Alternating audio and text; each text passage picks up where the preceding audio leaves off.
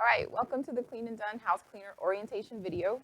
My name is Samantha Abrams. I'll be taking you through this presentation. I'm also the company owner, so that means I'm bound to stumble over my words a few times before it's all said and done. We appreciate you showing an interest in working for Clean and Done. All right, so after you watch this short video, you will then take a short a survey test. Now, this will be a 15-question online written test on the information in this video, and then it basically kind of tests your overall knowledge of cleaning in general. Now, keep in mind that you must watch the entire video in order to pass the test, and we'll highlight most of the information that relates to the test. So our advice is grab a pen and just take a few notes. Now, our test is specifically designed to detect whether you watch the video, if you have experience already, and then finally, if you require additional training. Now, the agenda for this video will include pay and the application process, your general job description as a residential house cleaner, and we'll briefly cover accident insurance. Finally, we'll cover Booker Mobile, which is the app you'll download on your smart device when you start work. Okay, so first on the agenda is pay and compensation. And at Clean and Done, payday is every Friday, every week. So your paycheck will arrive at your home each Friday. Now, bear in mind, we can't mail your paycheck to a post office box, so we'll need your home address. Also, all Clean and Done staff are independent contractors, which means we'll send you a 1099 for each tax year. Okay, so pay periods start on Monday and end on Sunday. Here's how it works when you're figuring out when you'll get paid. Okay, so you have to wait one pay period before getting your first paycheck. So let's say you start work on a Thursday. To find out when you'll get paid, we like to apply the 12-day trick. It means you find the end of the pay period or the following Sunday, then count 12 days. This will land you on the Friday you can expect your paycheck. So in summary, to calculate your first paycheck or any paycheck after that, find the end of the pay period, then count 12 days to find the Friday you'll get paid for that week.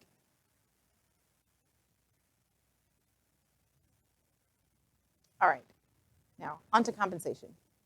This is a part-time position, and this chart will help you get an idea of how much money you can expect to make. You must work an average of 4 hours per week to maintain employment. That's important information for the test that follows. If you need to take a few days off, or weeks even, that's perfectly fine. Just be sure to let your manager know. Excuse me. Now, this low column shows you what you can expect to make on a week of very low tips. In fact, these figures assume none of your clients tipped at all. So while some people tip and others don't, typically about 60% of your customers will give you some kind of tip. So this low column will be the absolute lowest end of your pay range. The high column shows you what your pay will look like on a week when all of your clients give you an excellent tip. So you can expect to make this range about 50 to 80% of the time, depending on your personality and cleaning ability. Now, as a reminder, you must work at least 4 hours per week to maintain employment, but there are no maximums. So you can work as many hours as you can handle, but keep in mind that house cleaning is pretty exhausting work, so don't overdo it. Now, here's how your pay will work. Whether you have experience or need training, your first 60 days is probationary. This means your hourly pay will start at $10.75 per hour. Plus, you'll earn whatever cash tips you receive from your customers. During this period, you'll essentially be proving your excellent work ethic. The probationary period should be free of any scheduling mishaps, excessive tardiness, and unexcused absences. After 60 days, your hourly rate automatically increases from $10.75 to $11.75 per hour. Also, once you're hired, we will show you how you can earn hourly pay increases by getting great feedback from your customers. You'll also qualify for an additional payment of $4, which you'll earn each service. So after 60 days, whether your job is 2, 4, or 8 hours, we'll pay you an extra $4 per service on top of your hourly rate. Plus, you'll get, again, whatever your customers tip. Now, $11.75 doesn't seem like a lot, but when you include the extra $4 per service plus your customer tips, you can sometimes almost double your hourly rate. For example, on a 2-hour service, if your customer tips you $10, you'll end up making $18.75 per hour for that 2 hours of work. Now, let's look a little closer at customer tips. Experienced house cleaners know that good tips often have very little to do with your cleaning ability and everything to do with how you connect with your client. It's really a personality thing. So combine a great personality with a stellar cleaning ability, and you can ensure your tips will stay between $10 and $30 a service consistently, and sometimes more. So if your tips are ranging $10 or less, somewhere mid or towards the end of your 60 days, then it's probably an indication that you need training on how to connect with your client. Okay, so pay attention here. After 60 days, your average tip should be $20 per service.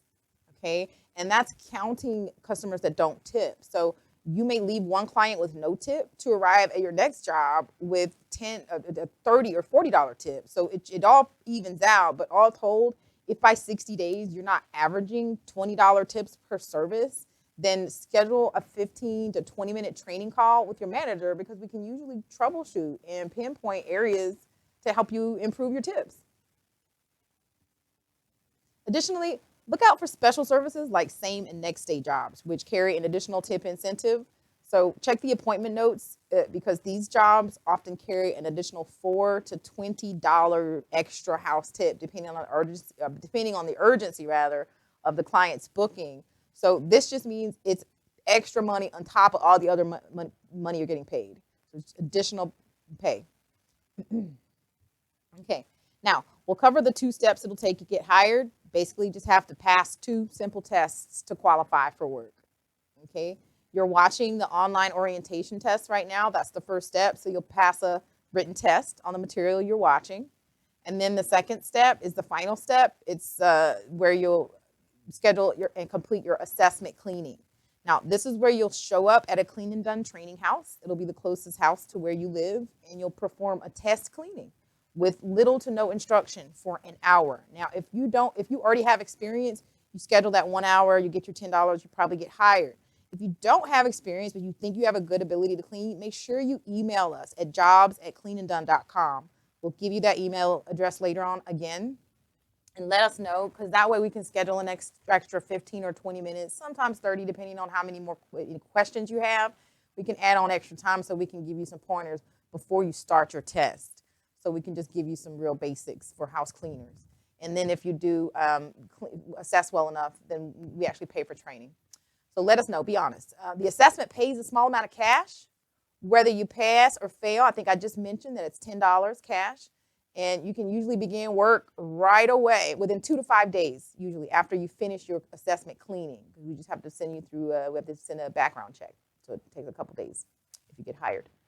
All right, now let's pick apart the online orientation and how it works. Okay, again, you'll watch a video. At the end of the video, we'll give you instructions and a link to take a written online survey.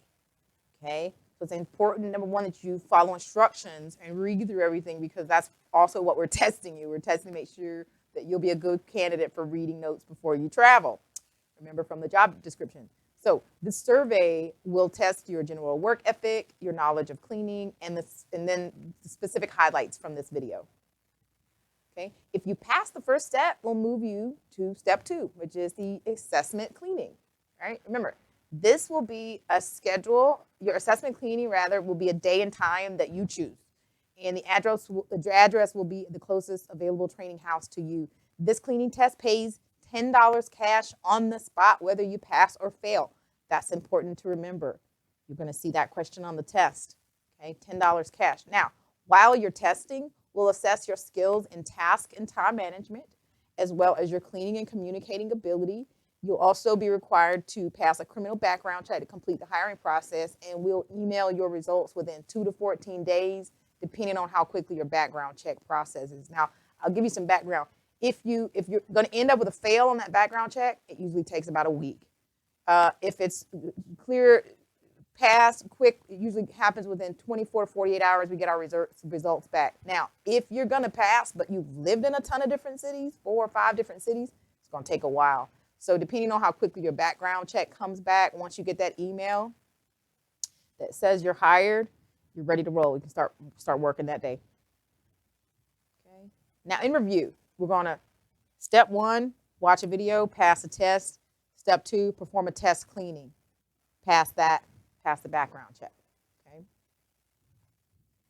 The entire process usually takes 1 to 2 weeks, closer to 1 week. If you just move, it depends on you, depends on how quickly you move through your surveys.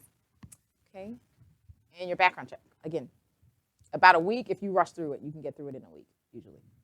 All right. Clean and Done will provide you with basic startup cleaning supplies, but here's what you'll need. All right. Cleaning staff must wear either a nursing scrub top or an apron. So you have to look like a house cleaner. You can usually find scrub tops at any Goodwill for $3 to $6, or you can find them at most small boutiques, clothing boutiques, or little $2 and $3 clothing stores. We only require a special top. You can wear any comfortable pants and safe shoes. You also need to bring your own mop system. So Swiffers are great, and you can typically find them between $10 and $15. They're a little more pricey at Target, but you'll find them at Target. Or you can bring your own mop from home, but if you do, be sure to disinfect it often. All right, now that covers the logistics. Now we'll spend a few minutes focusing on your job description. So we like to summarize your basic job duties as the 3 C's. And this includes being sure to always read your customer notes, make sure you're providing clear and effective communication to the customers, and finally, clean smart. And let's take a look at customer notes. Okay. Read your customer notes before you travel. All right, well, I thought I had mentioned it before, but now I'm mentioning it. So you've heard it twice, I think. Read your notes before you travel. Here's why. This is the important piece. It's the before you travel, before you get in your car and drive, so you don't waste gas and time. Clients may update the address or give last-minute instructions. So basically, your notes change. Although rare, it's possible that your service could change or cancel really at any time, even at night. So for example, if the customer sends an email at 2 o'clock in the morning to change the appointment, we can't notify you that late, but we can certainly update your work order. So as a general rule, before you get in your car, read your customer notes, okay? If there's usually an urgency, customer service can send you a text if if it's not too early. Nobody's going to send a text at 6 a.m. So if you're getting up and about, read your notes, okay? If you don't read your notes, it becomes pretty apparent because what happens is it just causes extra confusion and work for other staff. So reading your customer notes before you travel is an important first step. Okay.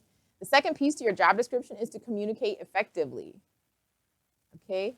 Now, we'll spend a few minutes here. There are 2 ways you'll communicate when working for Clean and Done: with the customer and then also with the company. So let's first look at communicating with the customer, because really this is the most important part. So by far, in fact, the most important part of your job, so this is the script that I'm reading for this slide, as a house cleaner, is effective communication with your customer. Effective communication with your customer not only prevents customer complaints, but it also helps you keep an excellent tip average. Good communication is open and honest, okay? When it's open and honest, it ensures the customer that the customer trusts you. It ensures that the customer trusts you and that they're convinced that you truly care for their space. Because those 2 pieces right there, that they trust you and they believe that you care about their space, this is precisely the reason why customers tip. And it's also the reason they request their favorite cleaner by name when they come back. Okay. So pay close attention. Much of the material covered in this section will be on the test that follows. All right. So at the start of every service, you'll start a conversation with the customer. Every single service, you start a conversation so that you can understand what they want you to do. Right? During that conversation, you'll make sure you'll educate them if they need it. And most of the time, they need it. You're the pro, and they really, most customers have never cleaned their own houses. They've been hiring house cleaners their entire lives. So you'll be doing a lot of educating. That's a really important part. And then finally, it's important that you update the client not only throughout the service, but at the tail of service. Right? Okay. Since understanding the client and understanding the scope of the job is the most important thing, we'll start there. Now, the first 2 to 5 minutes of every single service should start with this conversation, right? And during this conversation, you want to ask questions. You want to make sure that you understand the scope of the job. And often you'll find that clients really do need help figuring out what exactly they need. So, you know, you're not just being a house cleaner. It's like you're being Auntie Joe helping them out. Do you know what I mean? So, for example, you might say, hey, you didn't mention the kitchen. Don't you want me to clean in there? And they'll say, of course. Oh, yeah. They, you know, so you can't really just do exactly what they ask you because they're not even sure what they need. So you kind of have to be Aunt Joe. You have to help. You have to ask questions. And then the second thing you want to do is make sure that you inspect the areas that the customer wants you to clean before you advise them on their service space. So never begin a service without first looking at your cleaning space, right? Don't promise to clean the 3 bathrooms down the hall until you go walk down there and actually look at them because you don't know what they look like. And even if you do discover some surprise challenge to mid-service, just make sure you flag it to your customer. For example, this wall behind the sofa looks like it needs help. Do you want me to move this out and clean it? Okay. Excuse me. Okay, last but not least, always listen. Listen to the client carefully. Listen to their instructions. Let them finish their thought before jumping in. Even if they're asking for something outlandish, let them finish the whole thing before you explain to them whatever it is you need to say. You know, sometimes you have to wait for them to ask fully ask for the moon before you can say, well, actually, I can't give you the moon, right? But let them finish first. If you can't remember everything they're asking, it's okay to take notes. So it's a good habit to keep a pen and paper handy when you're working. You won't always need it, but sometimes you'll be happy to have it. Okay, now the key to excellent house cleaner communication is truly educating the customer.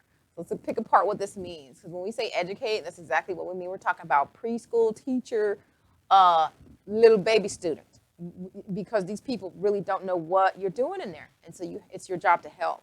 All right, now in a customer space, honesty is the best policy, right? Every cleaner cleans different. Every house is different. Every customer is different. Just stick to the truth. Just explain to them what's going on, and you'll never go wrong. Never try to hide your mistake. Be yourself and tell the truth, no matter what the challenge. For example, it will be impossible for me to finish all 4 of these rooms in 2 hours if there's just too much to clean in here. Your honesty will help you connect with your client and build trust. Anything less will generate complaints. And here's how. We have to be careful not to mislead the client. If they've just asked you for too much, if they've just asked you for the moon in 2 hours, it probably means they just don't have a clue, right? It's your job to help them. So if you say to them, well, I'll try to finish, you're essentially telling them that what they've asked for is in range. It's something that's almost possible. So even though you're trying to be nice, you're not really letting them down easy, you're just confusing them. So it's important that you give them realistic expectations. And again, that just means tell the truth. Okay? And every house cleaner cleans different, so this means your job is to teach them what you're planning and doing in their space, right? Every person that's ever walked into their home has done it differently. So your job is to reassure them that what you're going to do is going to be okay. So teaching means making sure your client understands your challenges and why they're challenges. Often, it just means showing them what you're going through, right? If you're going through something, just pull them aside and say, hey, look, all this grease buildup is going to take some time. So, look, I'll show you. Look. And then just show them what it takes. They'll appreciate it. All right, a little behind in that slide. All right, so the next step then is updating the client. Finally, you want to make sure the customer is updated throughout their service. This creates comfort and encourages trust, the same trust that your client needs to tip you well and return as a customer. Okay? Updating your client starts with speaking up whenever you have a challenge, especially if it's a challenge that is going to cause you a major shift in your time management, because they don't understand. Like, if the pipe breaks, not only do you have to let them know that the pipe breaks and that you got to deal with it, but you have to let them know that this is going to kill time. You're probably not going to be able to get to the bedroom, for example. They won't put 2 and 2 together. Your job, remember, is the educator. You're the preschool teacher, okay? Now, this is going to be on the test, The number one cause of customer complaints are cleaners that fail to speak up when they meet a challenge. Our philosophy, as soon as you feel stressed or overwhelmed, find the client, show them why. For example, I'm having trouble with this bathtub, or I'm having trouble getting this stain up. Most services will go without a hitch, but when you do hit a challenge, always speak up. It's essential you keep your client posted during service. Also, as a general rule, you want to make sure that you're checking in with the client when you move from room to room or task to task, whichever is appropriate. For example, okay, I'm done in the kitchen now and I'm about to move on to the master bath. This will help them understand the pace and progress of their service as you go. So if you can answer a question before they need to ask it, that's an excellent customer service because you're reassuring them that not only do you care, but that you're making progress, and they'll feel more relaxed and more prone to tip.